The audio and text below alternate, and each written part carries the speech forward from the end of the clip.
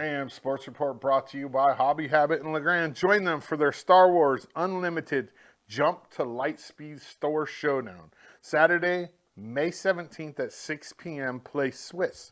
Best of 3 rounds of Premier Constructed. Players will receive 2 packs and a boost. Hunt by Instinct promo for joining the event. Hobby Habit, 411 Fur and LeGrand, just for the fun of it. Bunch of games since the last time I saw you guys, but let's start here with Paige Allen. Congratulations to Paige Allen. She's the newest member of the EOU women's wrestling team. Paige signed her letter of intent last night at 6 o'clock in the high school gym. I had a feeling she was going to wrestle at EOU all along. She waited until senior day. She announced it at senior day for softball.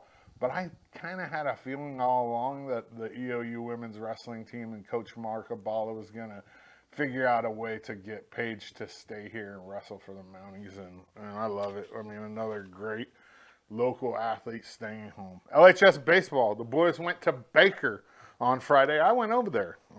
It was beautiful on Friday.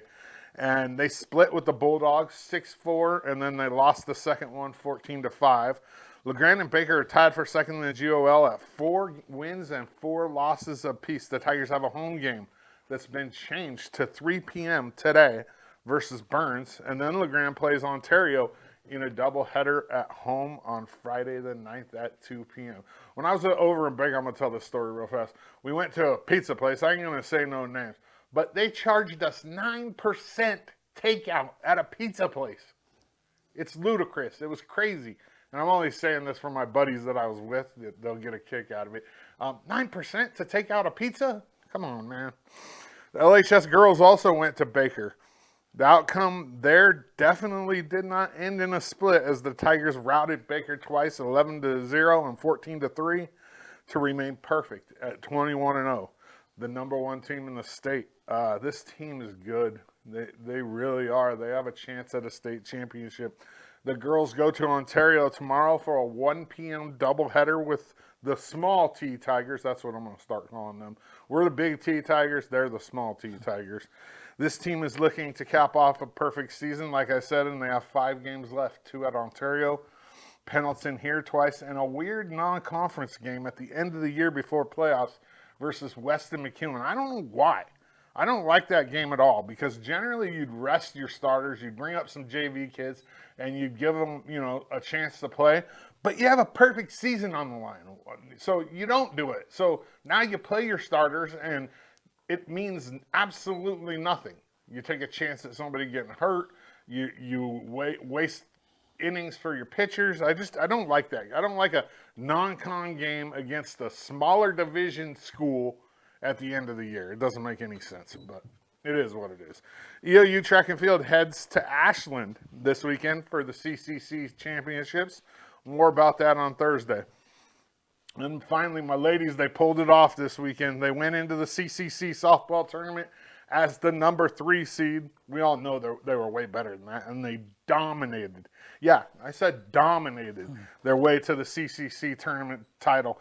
Parsons, for the Mounties, started 3 of the 4 wins, knocking off Carroll, number 2 in the country, OIT, and then UBC in the championship game. And then she came into relief in game 2 versus number 4 in the country, Southern, holding them scoreless for 3 innings while the Mounties clawed back and won that game 5-4 in extra innings. Parsons was 1 hit away from a perfect game versus number 2 OIT, and threw 22 innings in the 4 games, only giving up 10 hits and not a single run. If they gave an MVP for this tournament, which they don't, it was hands down Kylie Parsons. There's no question, as she turned in possibly the most dominant pitching performance in CCC tournament history. She was lights out. The ladies find out tomorrow where they go and who they play in the first round. There's a little bit of buzz saying that we might be a 1 seed. I don't think so. I really don't. We're 14th. We should be ranked way higher. We don't get respected on the national level the way we should. I don't think that Southern will get a 1 seed. They are hosting.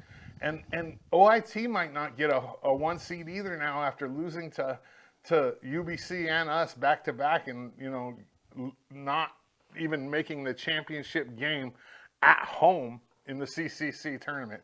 But I don't, and I hate to be a negative Nancy, I don't think we're going to get a 1 seed. I think we'll be a number 2 seed.